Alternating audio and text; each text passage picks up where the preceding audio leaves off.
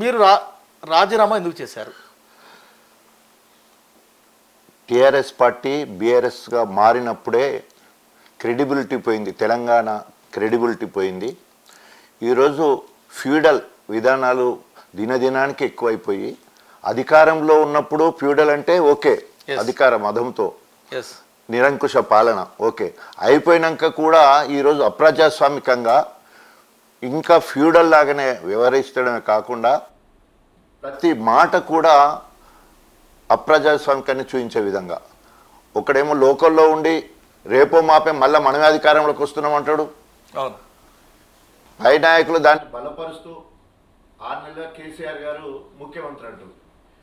ఏ రకంగా 39 మంది ఉన్నాం, 7 ఎంఐఎం వాళ్ళు, 8 మంది బీజేపీ.